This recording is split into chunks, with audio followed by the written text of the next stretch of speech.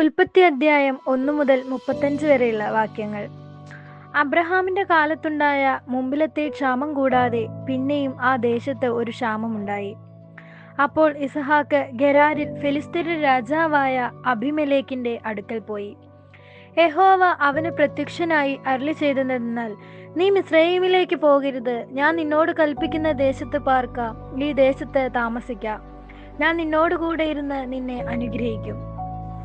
നിനക്കും നിന്റെ സന്തതിക്കും ഈ ദേശമൊക്കെയും തരും. നിന്റെ പിതാവായ അബ്രഹാമിനോട് ഞാൻ ചെയ്ത സത്യം നിവർത്തിക്കും.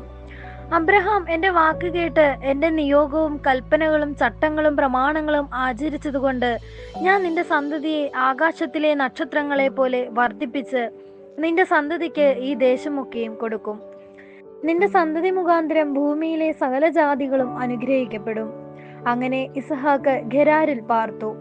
ആ സ്ഥലത്തെ ജനം അവന്റെ ഭാര്യയെക്കുറിച്ച് അവനോട് ചോദിച്ചു. അവൾ എന്റെ സഹോദരിയെന്ന് അവൻ പറഞ്ഞു.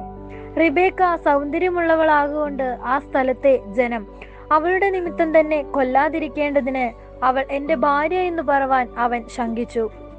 അവൻ അവിടെ ഏറെക്കാലം പാർത്ത ശേഷം ഫെലിസ്ത്യരുടെ രാജാവായ അബിമേലെക്ക് കിളിവാതിക്കൽ കൂടി നോക്കി ഇസഹാക്ക് തന്റെ ഭാര്യയായ റിബേക്കയോട് വിനോദിക്കുന്നത് കണ്ടു.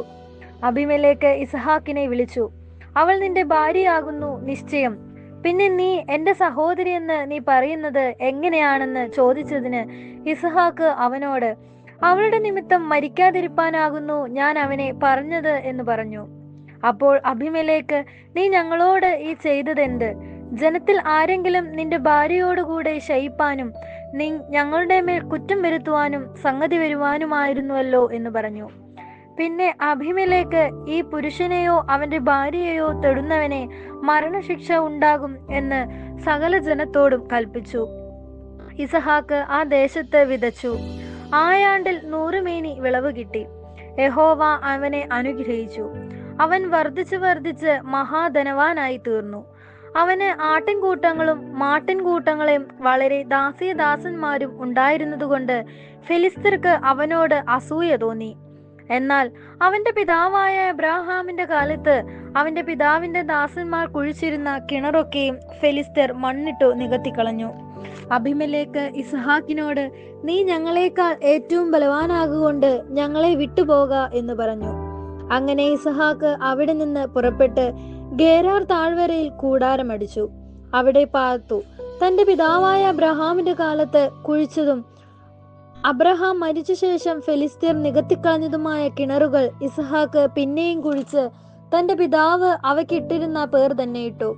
ഇസഹാക്കിന്റെ ദാസന്മാർ ആ താഴ്വരയിൽ കുഴിച്ചു നീരുറവുള്ള ഒരു കിണർ കണ്ടു. അപ്പോൾ ഗദാർ ദേശത്തിലെ ഇടയന്മാർ, ഈ വെള്ളം ഞങ്ങൾക്കുള്ളത് എന്ന് പറഞ്ഞ് ഇസഹാക്കിന്റെ ഇടയന്മാരോട് ശണ്ഠയിട്ടു. അവർ തന്നോട് ശണ്ഠയിട്ടതുകൊണ്ട് അവൻ ആ കിണറ്റിന് ഏശക്ക് എന്ന് പേർ വിളിച്ചു. അവർ മറ്റൊരു കിണർ കുഴിച്ചു. അതിനെക്കുറിച്ചും അവർ ശണ്ഠയിട്ടതുകൊണ്ട് അവൻ അതിനെ സിത്ന എന്ന് പേർ വിളിച്ചു. അവൻ അവിടെ നിന്ന് മാറിയായി മറ്റൊരു കിണർ കുഴിച്ചു. അതിനെക്കുറിച്ച് അവർ ശണ്ഠയിട്ടില്ല. യഹോവ ഇപ്പോൾ നമുക്ക് ഇടമുണ്ടാക്കി നാം ദേശത്ത് വർദ്ധിക്കുമെന്ന് പറഞ്ഞ് അവൻ അതിന് രഹബോത്ത് എന്ന് പേരിട്ടു. അവിടെ നിന്ന് അവർ രഹബേശയ്ക്ക് പോയി. അന്ന് രാത്രി യഹോവ അവന് പ്രത്യക്ഷനായി. ഞാൻ നിന്റെ പിതാവായ അബ്രഹാമിന്റെ ദൈവമാവുന്നു. നീ ഭയപ്പെടേണ്ട, ഞാൻ നിന്നോട് കൂടെയുണ്ട്. എന്റെ ദാസനായ അബ്രഹാം നിമിത്തം ഞാൻ നിന്നെ അനുഗ്രഹിച്ച് നിന്റെ സന്തതിയെ വർദ്ധിപ്പിക്കും എന്ന് അരുളി ചെയ്തു. അവിടെ അവനൊരു യാഗപീഠം പണിതു. യഹോവയുടെ നാമത്തിൽ ആരാധിച്ചു. അവിടെ തന്റെ കൂടാരമടിച്ചു. അവിടെയും ഇസഹാക്കിന്റെ ദാസന്മാർ ഒരു കിണർ കുഴിച്ചു.